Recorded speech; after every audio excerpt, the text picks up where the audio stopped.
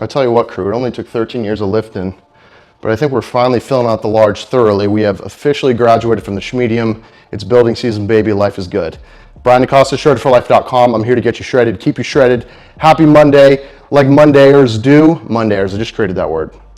We hit a push workout. That's what we're doing in this video. We're also answering a question commented on the last YouTube video. But before we do that, Core Nutritionals has blessed the channel, my reach on the interwebs, with some product and the opportunity to share some gains for the rest of us. For the next 3 Mondays, I'm going to be doing a supplement stack giveaway. Yes, not just one specific supplement, but a whole stack. And these will follow a specific theme. First on deck today is going to be a 1-2-3 punch pre-workout, intra-workout, so during the workout and post-workout, basically game plan here that's going to set you up to be in the optimal position to grow, or if you're in a fat loss phase, cut down. To enter the giveaway, really simple. 2 steps on Instagram. Step number 1, comment on the post that I have with these supplements. Step number 2 would be follow Core Nutritionals IG page. Promise I'm not just giving you some random follow. It'll be educational for you. You won't regret it. And if you win, I'll be taking these down to UPS and sending them directly to your door. Promise I won't take any of it before I send it out. That'd be pretty mean. I will also say any of Core's products, including these, on their website. I'll link each of these products in the description. They have an embedded video that explains them thoroughly, the ingredients, why the ingredients are included. The video is most often done by the CEO, Doug Miller, who's one of the greatest natural bodybuilders of all time. Super educated in this stuff, high integrity, cares a lot about it. One of the main reasons I work with Core, and I'm so proud to take their supplements daily and have for the last several years. Briefly though, let's start with pre-workout. Core Fury. Been taking Core Fury on average 3 times a week, 2 to 4 times a week. I'm not an everyday pre-workout guy, but this, let me tell you what, it's comprehensive, it packs a punch. I can 100% tell the difference between a Fury workout and a non-Fury workout. 2 scoops, 1 serving. I like that because there's 375 milligrams of caffeine in here, not for the faint of heart. So if I'm not feeling like, or if I'm training later in the day and I don't want 375 milligrams entering the face, perfect for that. I also love that it has your daily serving of creatine monohydrate, 5 grams and 2 scoops of this bad boy. Branched chain amino acids, ABC. This also includes citrulline malate and beta-alanine. These are great for ATP utilization in the muscle. ATP is our body's preferred source of energy during strenuous activity, and also for recovery, for endurance during the workout. It's not just great for intra-workout, it's also great for drinking throughout the day as well. Amino acids are great to curb your appetite if you're in a fat loss phase, and it's just an overall great thing to replace perhaps like a diet soda or something that's completely devoid of nutrition. This will support your performance goals, your recovery goals. It'll be great for you. Next thing is Core Post. Core Post used to be PWO, and they did a reformulation, more of a rebrand, I think I think it was in August of 2021. Core Post is essentially carbohydrates, 2 carbohydrate sources, and protein, very low in fat, 0.5 gram of fat, and it's dextrose based and cyclic dextrin on the carbohydrate side. What's super important after a workout is we recover, we give our body the building blocks it needs to recover. Carbohydrates are going to do that. It's our body's preferred source of energy, replenish glycogen stores in the muscle. We get a slight insulin spike with dextrose, which is essentially glucose, super fast digesting. And then cyclic dextrin, which is easier on the gut, but also fast digesting, will round it out to make sure that you're feeling good and you can come back stronger for your next training session. Of course, like I said, protein as well, 2 scoops of this bad boy. This thing is heavy, by the way, with the carbohydrates. And because carbohydrates are included, the taste, you can just make it taste better, right? Things with carbs, you have more wiggle room to make it taste better. This thing tastes so freaking good, man. All of the flavors. Protein, 24 grams of whole protein. That's not including the amino acids that are included. Again, if you guys want more, this has been the antithesis of a comprehensive review of these products. If you'd like to learn more about them, go ahead and check out the links in the description, and let's continue. And we're back. Let's get into a question commented on the last video. That's the theme we've been following. If you have a question, go ahead and comment it. I may address it in the next video. This question comes from Pavith. What is going on, man? Hello, Brian. I've been working out for like 3 years properly now without taking my diet seriously. Mad respect for the honesty there. I'm 22 years old and I have a body fat percentage around 22%. That is convenient. For someone like me, do you think I should follow a proper strict diet every day? And that's option one. Or should I just make sure I hit my protein goals consistently and fill in the other calories any way I like? Great question. And for anyone who's considering commenting, there's no such thing as a dumb question. I share that. I should share that more frequently. You got to ask questions. If you're a beginner, you don't know the right question to ask, just ask a question that you'd like to know the answer to. Simple as that. Promise I don't bite. You're basically asking, and the way I'm interpreting this is more or less clean eating, as in sticking to specific types of foods that are deemed, they're giving their blessing, they've been baptized by the bodybuilding overlords, versus if it fits your macros philosophy, so to speak. You can eat anything, basically anything you want. Nothing is off limits so long as you're sticking to numbers, protein number, carb, fats that make sense for you at the current time for your goal. So what I'd share here is there are truths in both of these philosophies. And I think in either of these philosophies, you can loosely compare this, I feel like, to politics with the left and the right. I promise I am going to spare you that we are not going to go down that road. But, you have your alt-right, you have your super woke hippie types on the left. There are extreme versions of human beings that, if I'm going to share a personal opinion, I think are just they need a hobby in each of these dieting philosophies that take it to an extreme. So what I'm saying here is I believe in both of these philosophies to a certain extent. However, clean eating, we can extrapolate and go super deep on this. What is the definition of clean eating? Because, if you pay attention to primarily vegan influencers and authorities and fitness authorities specifically, you might define clean eating as eating only plant-based.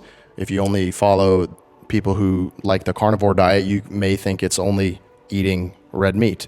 For simplicity's sake, I'll assume you're speaking on what the average American and human in a first world country views as an average diet.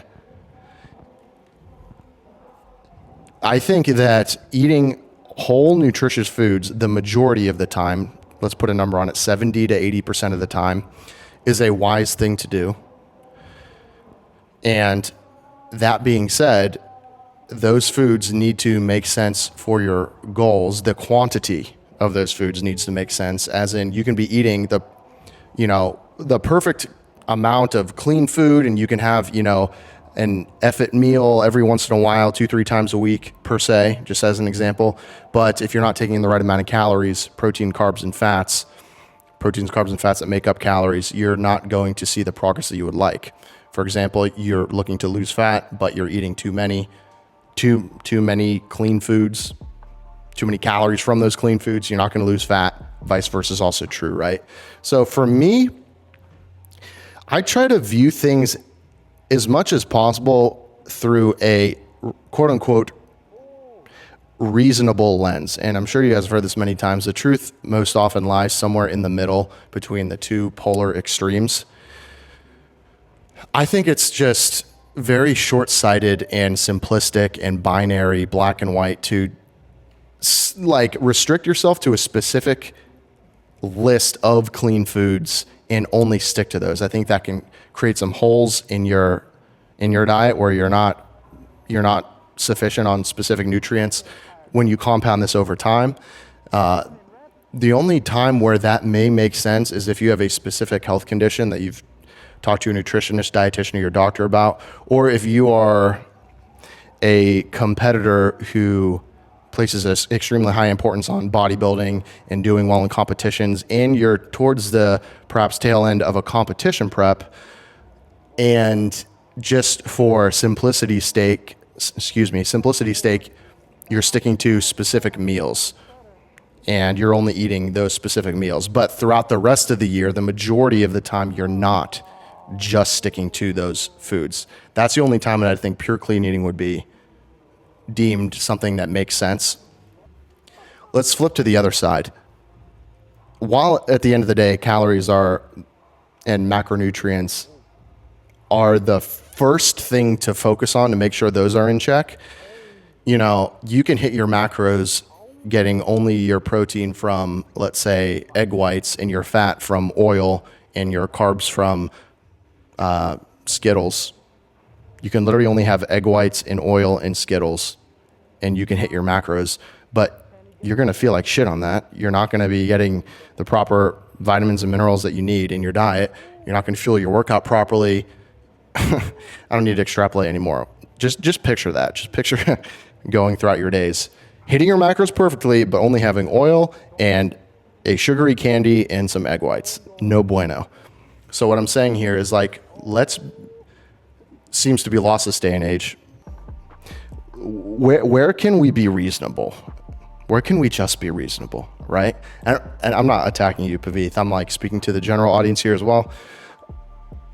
You know, make sure you are hitting your calorie intake makes sense. So let's say you start tracking your calories. You don't have to do it every single day. But Pavith, if you've never done it before, I would do it consistently for a month or two, just so it kind of becomes muscle memory. You really understand how to do it. From that point, you don't have to do it every single day. I would imagine you're not like super high level consistent bodybuilder, which in case you might need to, but you know, make sure if you're in a building phase, you're taking in 300 to 500 calories more than what your body requires at your caloric maintenance. Make sure you're taking in about a gram per pound of body weight of protein. Fats is something that will stay relatively consistent throughout the year. Men, you don't really want to go below 50 grams of fat. Women, you don't want to go below 35 grams of fat. And the fat doesn't really need to vary that much. And the only macronutrient that could vary widely that will have plenty of wiggle room to play with is carbohydrates. And that will be, you know, if we're in a building phase or in a fat loss phase. So you'll be taking in more carbohydrates. If you're in a building phase, less carbohydrates, obviously, to facilitate a caloric deficit when you're in a cutting phase. Protein will more or less stay about the same. If you're in a fat loss phase, you can increase protein a bit and you'll decrease fat a bit. But I'm talking like, you know, if you maintain at 70 grams of fat in a building phase, you may go up to 80. You may stay at 70. You can go up to 90 as well. It's purely based on how you respond. In a fat loss phase, the average of 70, you can go down to 60 grams of fat, 55 grams of fat. And then carbohydrates, they could vary widely. You can get up to, you know, 500 carbs plus. In a building phase, you can get down to 200 carbs or so, maybe even less in a fat loss phase. Again, make sure the macronutrients make sense for you. Play around with them. Track your calories to figure out your caloric maintenance. You do this by just eating as you normally would. Take an average of calories you've consumed over the prior 2 weeks, after you've tracked for 2 weeks, obviously. We'll assume that's your caloric maintenance. And then from there, what foods do I include? I'd say lean protein sources, we know them. And I'm not trying to insult anyone's intelligence here or yours. You know, we know lean sources of red meat. Occasionally, maybe not lean sources of red meat. You have a T-bone steak or whatever. Chicken, tilapia, other lean sources of fish. Why can't I use words today? Carbohydrate front. Clean carbohydrates majority of the time. And, you know, at night, for example, I'll like to have a treat or something that's not, you know, super clean. Like lately this week, I've been liking a Chick-fil-A cookie or two at night because I ended up ordering a 6-pack of Chick-fil-A cookies and they gave me 12, which was like the biggest blessing known to man that's ever happened to me. And I've just been having 1 or 2 of them at night. That's just for example. I'm also in a building phase, so I can afford it.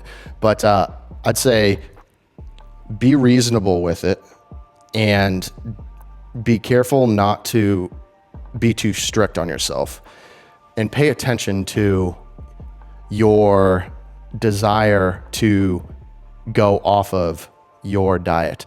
This should be something you'll know you're in the right spot with the food you're consuming if you aren't constantly longing for a time where you can go off the diet. For me, I will have I'll have a meal or two on the weekends if I like go out and have a bunch of sushi or something and I don't care at all. But like when Monday or Tuesday rolls around, like when those days are carrying out, I'm not like longing for a time when I can have bad food. And for me, I know that I'm on the right track. I know that I have a good balance where if I was constantly thinking about my next cheat meal and whatnot, I will know I'm just being too strict and constraining things too much in terms of like trying to eat specific foods. Hope that makes sense. So use that as kind of a barometer, is like, am I focused on my diet just like too much, period? Why could that be? Perhaps I need to allow for a little more wiggle room with myself. Maybe you're trying to stick too hard and fast to your caloric goal and your macro goals, where you can be like, okay, I'm going to let off the reins. If I'm plus or minus 100 calories to my goal, that's fine. If I'm plus or minus 10 or 20 grams to my protein, carb, and fat goal, like that's fine. Especially if you're not being competitive in this realm. You just don't have to go to that level of granularity, period. You just don't need to. It's like trying to shoot a squirrel with a cannon. You don't need to do it. You don't need to be that focused on it. You don't have to make it mean something about you or your fitness goals over the long term if you don't hit the macros or whatever. It's literally not a big deal. The only thing that would concern me is if you just threw everything to shit and were like, I'm fucking done with this. I'm done. And you just like stop paying attention to nutrition. That's when I would care. It's not if like, oh, you had a little mess up, but you're still tracking. Just learn from it.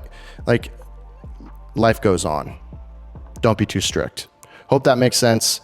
And let's continue with the video. I'm not sure how this is going to lay out with the workout clips, but yeah, love you guys. If you have questions, comment, and I may just answer it in the next video.